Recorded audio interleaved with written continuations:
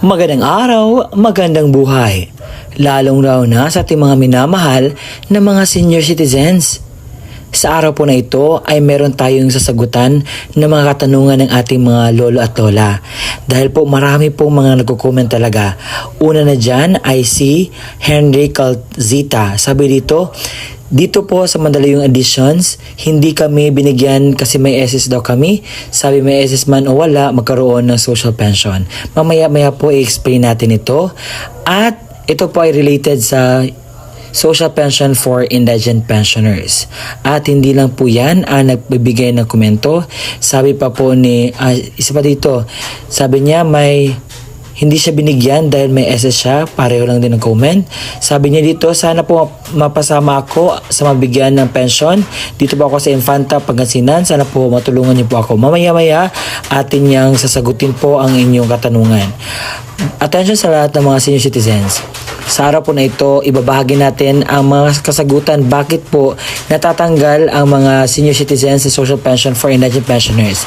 Atin pong pagkuha ng base, ipakita ko po ang mga natanggal sa inyo kung saang lugar at stay tuned lang po tayo para po malaman natin ang buong detalye sa balitang ito. Attention sa lahat ng mga senior citizens, mga pensioners, tinanggalan ng pensyon. Bakit kaya? Ang buong detalye ay ating pag-uusapan dito po sa aking content, sa aking video. And medyo umulan na. But, bago natin pag-usapan ang content na ito, hayaan niyo muna magpakilala ako sa inyo. Ako po si Roel Mendoza Tanyo. Kung ikaw ay bago pa lang sa aking YouTube channel, huwag kalimutan pong i-like at i-subscribe ang aking YouTube channel at i-bell notification mo na para maging updated ka sa mga videos na i-upload ko pa. And by the way, ang aking vlogs ay patungkol po ito sa updates, payouts, at iba pang mga dapat malaman ng ating mga senior citizens. Kaya kung ikaw ay interesado, stay tuned. Ngayon, atin na pag-usapan at bigyan kasagutan ang katanungan. Let's go! Breaking news! 13,000 na mga senior citizen tanggal sa social pension list. Ano ba ang mga nangyari? Bakit sila tinanggalan ng social pension? At saang lugar ba ang pinakamaraming tinanggalan ng social pension? At kung nais mo na malaman ang mga detalye bakit maraming tinanggalan ng social pension, ating sisimulan ang video na ito. Iloilo ang may pinakamaraming lugar na tinanggalan ng social pension. At sa lahat-lahat, umabot ng 13,468 na mga benepisyaryo ng social pension ang tinanggal sa Western Visayas. Batayan sa Department of Social Welfare and Development. Sa lahat ng mga taga Iloilo dyan, baka nagtaka kayo na hindi na kayo nakatanggap ng mga benepisyaryo sa social pension. Baka isa kayo sa mga natanggal na. Pero ano ba dapat ang kailangan para maging isang miyembro or maging parte sa social pension? Ngayon, pag-uusapan natin ano nga ba ang mga kwalifikasyon ng senior citizen para sa social pension. Ang ibig sabihin ng social pension ay ito ay benepisyo na makukuha ng mga senior citizen. Ilang taon ba pwede maka-avail or pwede masali ang isang senior citizen sa benepisyong ito? Kung ang isang tao ay may edad na 60 years old and above. Kasi yan naman po yung timeline na tinatawag tayong senior citizen. Pero, ito yung mga qualifications talaga na dapat nating ilagay sa ating isipan. Una-una, ito ay para sa mga sakitin at saka mayroong disability. Pangalawa, walang pension na natatanggap sa gobyerno o kung sa anumang mga private institution. Kung ikaw ngayon ay nakatanggap sa SSS, GSIS, so hindi ka po belong sa benepisyong ito. Dahil po nakalagay po doon na para lamang po sa mga walang tinatanggap na benepisyo buwan-buwan. Pangatlo ay walang permanent na income. Ibig sabihin walang trabaho, walang panghanap buhay. So ganoon. Ngayon, alamin natin bakit marami ang natanggal sa social pension. Ano po ba yung mga rason? Batay sa pag-validate ng DSWD, nakita nila na may 1,327 na tumatanggap ng pensyon galing sa SSS and GSIS. 830 ay tumatanggap pa ng honorarium or sahod. 331 tumatanggap ng regular na support sa kanilang pamilya. At yung iba ay namatay na. Yung iba naman ay nag-iba ng location na kanilang pinagtitirhan. At ito po ay very red flag dahil po ang qualification na ating pinag-uusapan kanina. Unang-una, kinakailangan wala pong tinatanggap na kung ano na pensyon sa iba't ibang institusyon. So ito yung 1,327, automatic po natanggal na po yun sila. Dahil ang nasa qualification walang-wala po. Yung mga tao dapat na walang tinatanggap na mga pensyon. Baka kasi ang nangyari o ang mangyayari nito, dalawa na yung tinatanggap nila. Nakatanggap pa sila sa GSIS or SSS, tapos meron silang social pension. Yung iba naman nag-aantay dahil yung first lot kasi itong social pension. So, mabuti naman at nag-validate si DSWD dahil marami pa ang nasa waiting list na papasok at tatanggap ng mga pensyon. At yung ano naman, pangalawa is walang income. Pero itong mga nakakuha ng support galing sa kanilang pamilya ay hindi po pwede na maging kasali sa social pension. And lahat po ng mga natanggal, bigyan po natin ng oportunidad yung iba na hindi talaga at walang-wala talaga sa buhay. Dahil sa sobrang hirap po ng panahon, yung iba ay hindi na makasadong makakain sa tamang pagkain. And I hope na mag-validate pa more ang DSWD nang sa gayon marami ang makakatanggap ng benepisyong ito. Nakuha ng Iloilo City ang pinakamataas na senior citizen na tanggal sa social pension na umabot ng 5,324. Kasunod niyan ang Negros Occidental na natanggalan din ng 3,282. Kasunod niyan ang Capiz na tinanggalan din ng 1,594. Kasunod niyan ang Aklan na tinanggalan din ng 1,494. Sumunod dyan ang Antique na natanggalan din ng 1,308.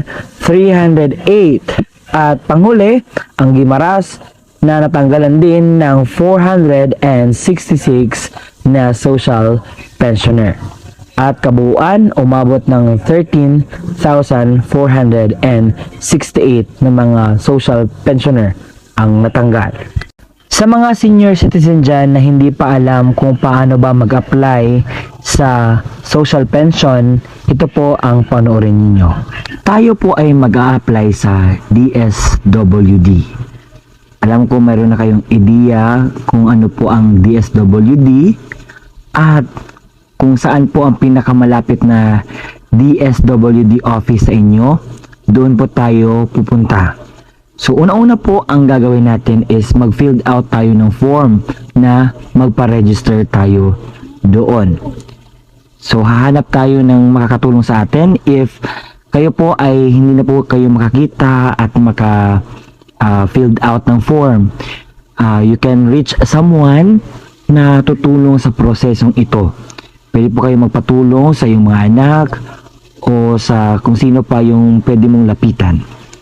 At pagkatapos na mag-filled out ng form na ito, so ang gagawin is mag-validate po iyon kung ang ginawa mo ay tama, kung ikaw po ba yung tao na yon na nag-file ng social pension. Pangalawa is kinakailangan pong magdaan kayo sa interview. So sa interview, basic questions, kung ano yung nilagay mo doon sa form, kung totoo ba yun o hindi. So yun naman po ang mga malagay na details po sa inyo. So, pangatlo, ito po ang gusto ko pong i-clear sa inyo. Baka kasi ngayon, nalagay sa isip nyo na ako ay isang senior citizen na at automatic na ako makapunta at mabilong sa mabigyan ng mga ayuda or mga benepisyong ganito. So, you need to do the process po. Magpa-register po muna para malagay po yung pangalan po natin. At take note na ang social pension po ay meron lamang pong slot or meron pong mga indicated mga ilang slot na po para dyan dahil punong-puno na po ang social pension na benefits. Napakarami na pong nakapag-apply at mga kwalipikado, mga beneficiaries sa social pension. Kaya, ang gagawin natin, kinakailangan tayong mag-antay ng ilang months, years before tayo makapasok sa social pension. Kaya, maraming mga nasa waiting list. So, kung mabakante yung isang slot, so, meron isa naman ang ipasok. So, hindi ibig sabihin po na pasok na kayo sa qualifications ay makakapasok po kayo kaagad. Hindi po ganun. Kinakailangan pa po na mag-antay tayo na mayroong slot na ma-open para naman tayo na maka-avail sa benepisyong ito. Alam kong napakarami pa ang hindi miyembro sa social pension and I hope na mabakante yung iba para naman mas makatanggap kayo ng benepisyo. Ngayon naman pag-uusapan natin magkano ba ang matatanggap sa mga beneficiaries ng social pension. So, enacted in July 2022, ang dating 500 pesos po dinoble at naging 1,000 pesos na po ito ngayon. At saka laking tulong na po yan sa mga senior citizen kasi po ang mga senior citizen meron na po ng mga maintenance at they really need this help na galing po sa kung saan man galing. Baka kayo ay magtatanong kung kailan nga ba ang payout nito. Nung dati every quarter, ngayon po ginawang every 6 months na po before mag-payout. At yun nga, yung bago palang payout is nakatanggap yung mga senior citizen ng mga beneficiaries ng 6,000 pesos. So it might be ang kasunod po niyan is mga November po ang kasunod na payout ng mga social pension na beneficiaries. So sa ngayon is every 6 months po ang payout. Pero yung iba gusto nila na maging quarterly na lamang ang pag-payout nila para siguro medyo matagal-tagal ang 6 months to. Pero okay siguro na maging na lang every quarter na lang talaga. So according sa isang dito si Gatchalian na parang ibalik talaga sa quarterly. Akala nyo nakalimutan ko yung requirements sa pag-apply? Hindi po. So, ang una nyong gagawin is pumunta po kayo dapat pala sa OSCA or kung saan po ang pinakamalapit na OSCA office sa inyo para sa pagpa-register doon kung ikaw po ay isang senior citizen na. So, ang dadalhin nyo po doon is senior citizen ID or kahit anong mga valid ID na naka-indicate po doon ang araw ng iyong kapanganakan. Pangalawa po is birth certificate. Napaka-importante po. At yung sinasabi ko kanina, yung pag-filled out ng social pension application form. At kapag may bakante po o may slot po na may bigay sa inyo, yun po, napakalaking tulong na po yun sa atin. At ngayon meron nga yung universal social pension, mas mabuti nga yun.